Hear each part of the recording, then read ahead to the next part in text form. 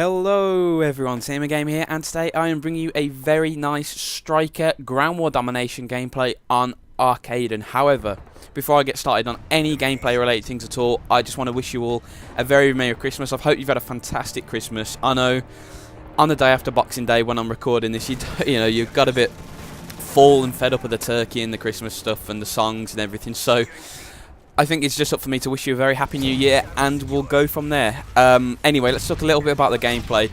I've mentioned many times before that Arkaden is not one of my better maps, one of my more favourite maps on Modern Warfare 3. And this is for one of several reasons. First and foremost is the location of the B flag in Domination. Now, as you can see, as I run into this room here, this is the place where you get some unbelievable head glitching spots with the B flag. So if you get lucky enough to get the outside spawn on Arkaden, you can absolutely wreck shop over the B flag. Fortunately, however, me and my I think it's James I'm playing with in this lobby, we managed to completely rush forward and push them off the B flag early, and that is my major tip for playing Arkaden. If you spawn on the C flag, the inside flag in Arkaden, you have to capture B first, because if you don't capture B first, you are going to be in a world of trouble. I should have killed that guy there. I got the bullets on him first, but never mind. You get stuck as well sometimes, as that guy just plummets out the sky right in front of me very kindly. I mean, as you can see from the minimap here, they will constantly spawn in that top right corner of the map from where I'm looking, and they will put pressure on B all day long. So the two best flags to spawn on, in my opinion, are the A and B flags.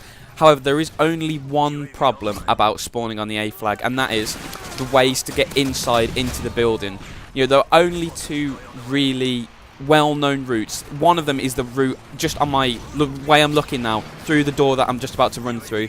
Now, if you're up against a good team, they can really head glitch that door down. So if you are lucky enough to be on the A and C flag, it's quite useful to have a couple of people who throw smoke or stun and flash that door before you run through. And when you do go through that door, you really have to bomb burst through. There's no point slowly picking your way around, because it doesn't matter how slowly you walk. If there's a guy head glitching, you are going to die. So just run through that door as fast as you can, get into some cover, and if you haven't got any rounds on you, then's the time to pop your head up, have a quick look and get through. But you really have to just go for it. And I think you can see me doing it in a little bit, unless I rob this care package first. There we go, nice care package still. But there's no point hanging around there. I just put my foot through that door, because if you go slowly and just try and check every corner, you will die, because there's so many different spots people can wait at when you're walking through that door, that you will die a lot if you are a little bit cautious. That is just the time in Call of Duty. There are some times you just have to go sod it and run, and that is one of those times. You really have to get through that door, because it's such a narrow area. There are so many areas you can get shot from as well. Just go for it. Anyway, I think that's enough on the map, and I've talked a lot about the striker. I think this game plays with me. I'm on about level 19 with the striker now. I still haven't reached the maximum level, and I haven't played over Christmas yet. I really want to. All those Christmas noobs, they're really going to be up for a whoop in the next couple of weeks or so. But I have got the new Assassin's Creed Revelations, and that is the game I've been spending all my time on. I mean, I've only really been on the PS3 for about 2 hours, I think, and every second of that time has been spent on Assassin's Creed. And I have to say, I absolutely love that game. I love it. Assassin's Creed is the game. Well, I think it's my favourite game series. I think it's even beginning to knock COD off its pedestal at the moment. And I know I love COD and I love FIFA, but there's something about the free roam, aspect of Assassin's Creed that I really love. And that's one of the reasons why I love GTA as well. Because Call of Duty, after a month or so, you know all the maps, you know everything about it. It gets a bit samey. You've tried all the weapons out, and from then on, it's a bit of a grind sometimes. However, for games like GTA and Assassin's Creed, there's so much for you to find on those games. You never get bored of them. I mean, I completed the last Assassin's Creed. What was it called? Brotherhood. I think it was called Brotherhood. Anyway, I completed that within about a week of me having it, and when all the story done. And then I still played that game for months afterwards, because I would hop in, do a few of the side missions, you know, go exploring, just get into fights. I mean, getting into random fights in Assassin's Creed is just some of the funniest things you can do. Just watch the enemies swarm from all around you and see how quickly you can take them all out. And it's a brilliant game, and I really enjoy it. And that, I think, brings me quite nicely on to my next point. You know, my New Year's resolutions for this channel. This year has been fantastic. It's been absolutely unbelievable. I've been thrilled. I've been so lucky with how far my channel's gone in this year that, you know, I decided to do some New Year's resolutions for my channel, and the ones I have come up with is to try and engage with you guys more. I mean, I try and reply to every comment, as many as I can anyway. I reply to as many tweets as I can on Twitter, you know, all of that good stuff. But what I want to do this year is try and get some open lobbies going. Now, I am going to wait for the voice chat update to come in Modern Warfare 3, because the voice chat at the moment is just, it's woeful. I mean, it's so bad that me and my my COD mates, whenever we go on, we use the Skype voice chat, and you know, that's so much better. But unfortunately, it means I can't hear the game sound when I'm playing, so it's a little bit sucky. But what I am going to do is, hopefully this year, touch wood, do some open lobbies when the voice chat is sorted out, and once I've got my internet a little bit better, because my internet at home is actually going through a spell where it's even worse than my uni internet at the moment, so that is fun. But anyway, that is what I'm going to do this year. And also, this year, I am thinking about doing some Let's Plays for you guys, so I don't know whether you're up for that or not, but if you are, I was thinking about doing the Let's Play for the Assassin's Creed, and possibly a Let's Play for the new GTA, because I've heard rumours that the new GTA is out this year, and I got so unlucky with that. I stuck my teammate with a Semtex, expecting him to get in their face with a riot shield, and he completely bailed. You know, James with his bleeding juggernaut as well.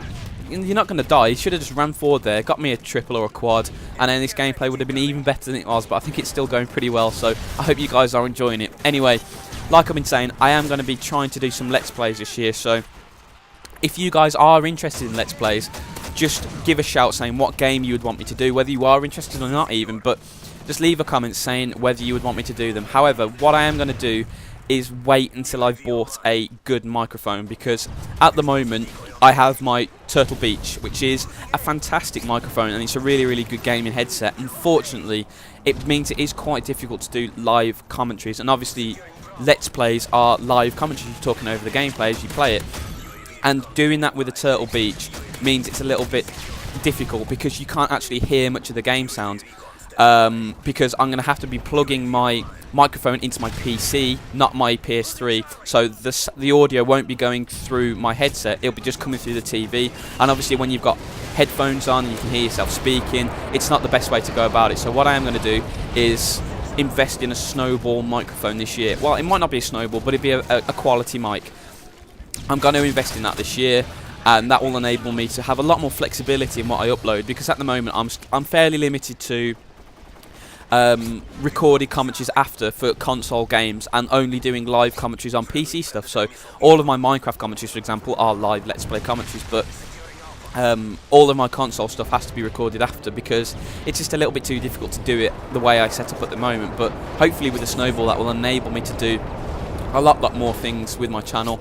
And that was my second New Year's resolution for my channel, is to try and expand my appeal, because, oh pardon me, let out a little bit of a burp, too much turkey, but what I am trying to do is just trying to make it as appealing as possible to as many people as possible, and I'm doing that through my FIFA, my Minecraft and my COD balance. But I think by bringing some live commentaries, some live Call of Duty commentaries, some Let's Plays, you know, console Let's Plays, I think that would really help push my channel to the next level. So I hope you guys are enthusiastic about that. I know I am, but if you have any concerns or any questions or any ideas, just don't be afraid to leave them in the comments, and I'll be quite happy to answer as many as I can. Anyway guys, I think that's enough on my channel. Let's talk about football, and not British football this time, but American football. And you guys probably don't know this about me, but I'm actually quite a big New York Giants fan, and for the first time in quite a long time, we are actually looking like a team that wants to get to the playoffs. So I thought I'd talk a little bit about that, and This is a good opportunity for my US subscribers to get a little bit of talking, because I talk a lot about football, the British football. I'm not going to call it the S word, because I don't think that should ever be used ever to describe it, but I talk a lot about Aston Villa and that, and perhaps you guys don't particularly know that much about British football, but hopefully you'll know a lot more about NFL. So obviously this week, if you are an NFL fan, you will know that the Giants are playing for the divisional title against Dallas. Now, Dallas got completely whacked in their last game, but that was only because Tony Romo got injured. So the question I have for my US guys is, who do you think will win?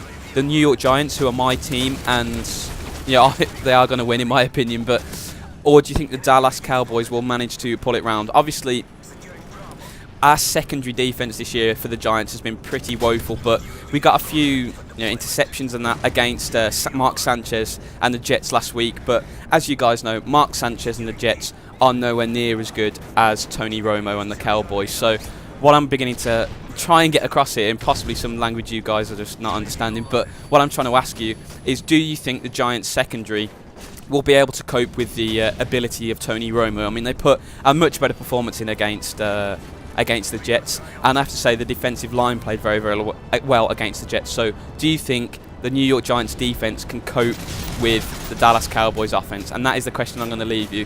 Guys, I hope you've had a fantastic Christmas. I really do hope you're going to have a fantastic New Year as well. Thank you so much for taking my channel to where it is now at New Year. And I sincerely hope you're going to be looking forward to all the stuff I'm going to be doing in the new year, because I know I am. So guys, once again, thank you so much for watching, and as always, have a fantastic day.